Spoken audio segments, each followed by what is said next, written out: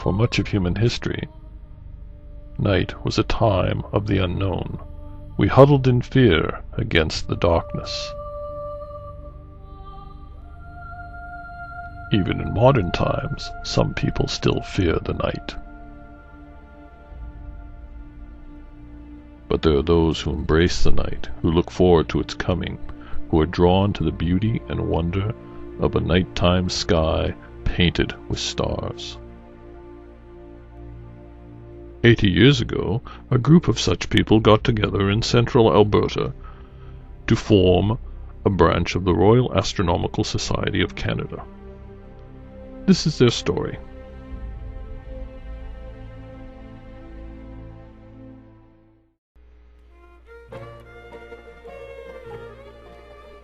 In 1932, Edmonton had a population of just over 78,000 people. It was the Great Depression. Millions were out of work across Canada. Unable to afford gasoline, people had to resort to another type of horsepower to move their cars. And drought had turned the breadbasket of North America into a dust bowl. And in Europe, a new evil was on the rise that would lead the world into a bloody war by the end of the decade.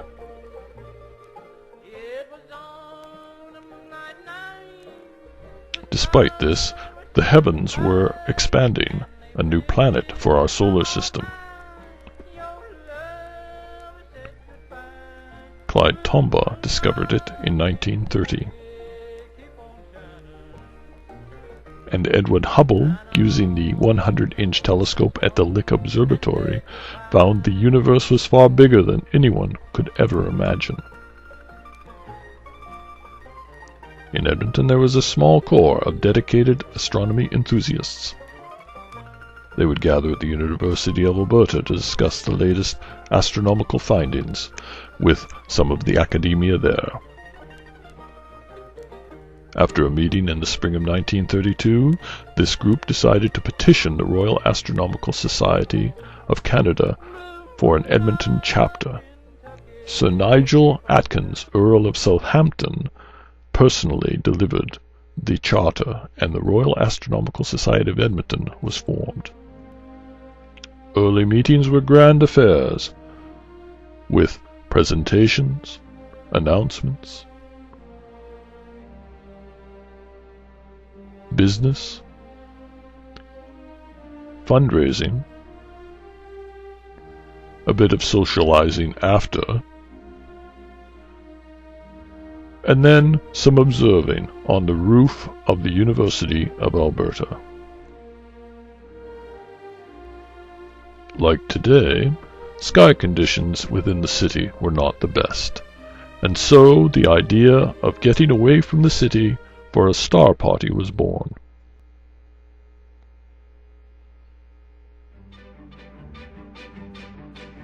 The first star party of RASC Edmonton was in 1934 near Beaumont. Arriving early for the best spot was of primary concern to the members of the RASC Edmonton.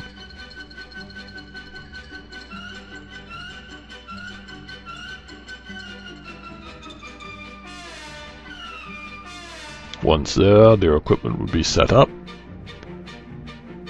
tents would be pitched, and members would gather together to watch the beauty of the night sky unfold.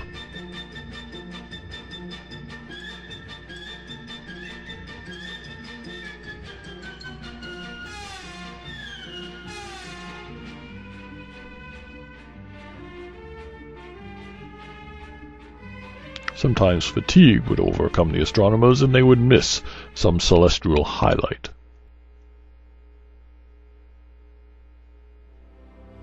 Like today, public outreach was an important part of the RASC Edmonton. Visits to schools and service clubs were much welcome by the public. The head of public outreach in those days was Bartholomew Fitzwillie. He would organize many public events, including outreaches to out-of-town, some of which did not go well. To my darling wife, we set off today for our first outreach outside of Edmonton. The roads to this place are terrible, so it's better that we go upriver. Even then, the current is strong and we're constantly fighting against it.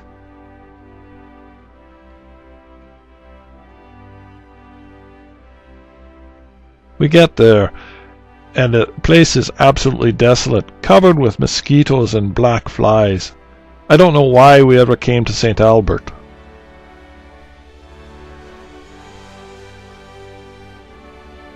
In these early days, store-bought telescopes were hard to come by and very expensive. Most people made their own.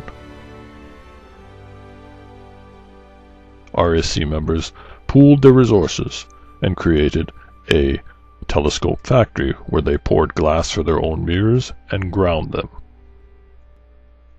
But this factory soon shuts down. War has come to the world again. Germany invades Poland, then France and the lowlands. Europe is in blackness, and Canadian troops head overseas to meet the foe. Members of the RASC use their superb observational skills as aircraft spotters. But astronomy still progresses in Edmonton. A 12-inch telescope is donated to the University of Alberta. It is the Yates Observatory.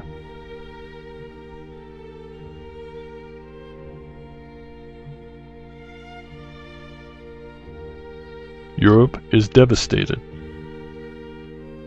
The Red Army enters Berlin. Germany has been defeated. Hitler is dead. And in the Pacific, a new horror is unleashed upon the world. After the war, Edmonton is growing and changing. The old is being replaced by the new. And the RASC is changing too, with new members swelling its ranks. The 200-inch Hale telescope is commissioned. It will be the largest telescope on the planet for most of the 20th century. And Halley's Comet is heading back towards Earth.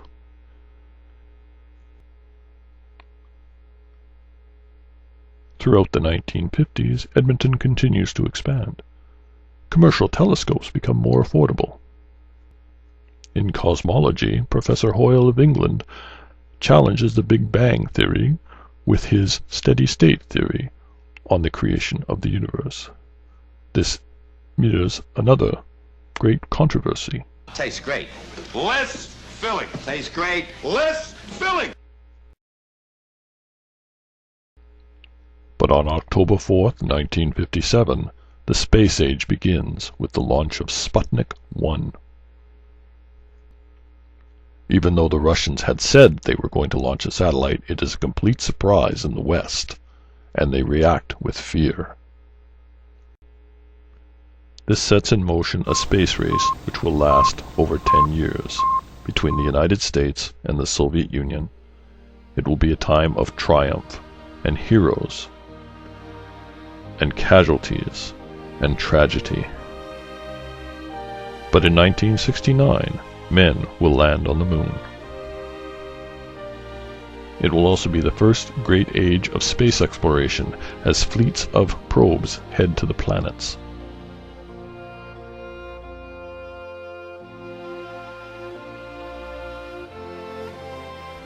The RASC becomes part of a great enterprise to build a planetarium in Edmonton.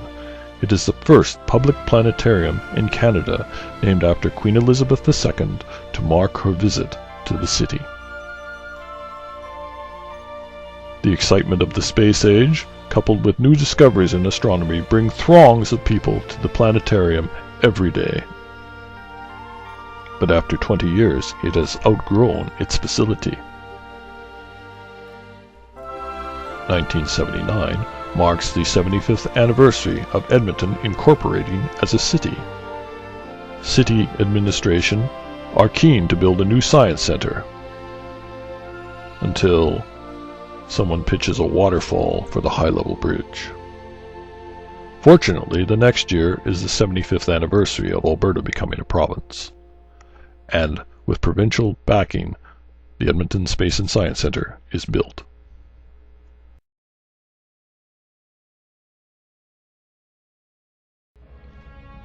Astronomy and space science has always fueled the public imagination. In popular culture, it has sometimes been done very well.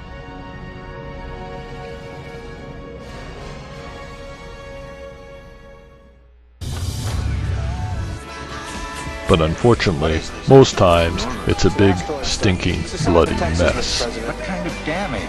Total, sir. Roger, control, we are on max Q.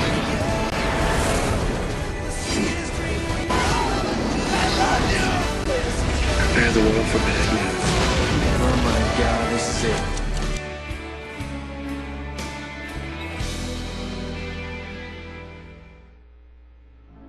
In 1980, the most successful science and astronomy program ever made debuted on PBS, Cosmos, with Carl Sagan. Sagan's easygoing style of explaining complex concepts in language anyone could understand was a landmark event. Even today, 30 years after it debuted, it is still a great program. When the RASC Edmonton turned 50, they changed their logo, adopting the national logo. Halley's Comet was the event of the 80s. It is the most famous comet in history. Several books were sold, and unfortunately several crappy telescopes. Although a few good ones got sold too, thanks to some celebrity endorsements. Thousands around the world gazed up in wonder at this visitor. RAC Edmonton had several public events to view the comet, and it gained a member whose name still echoes today. Oh, hello, Bruce. How are you, Bruce? Big crook, Bruce. Where's Bruce? It's not here, Bruce. Whether it's aurora, comets, close conjunctions of planets, the RASC has been there, celebrating 400 years of the telescope, or holding public events and world-renowned speakers, visiting a meteor crater. From its humble beginnings to today, RASC Edmonton continues to grow and looks forward to its future.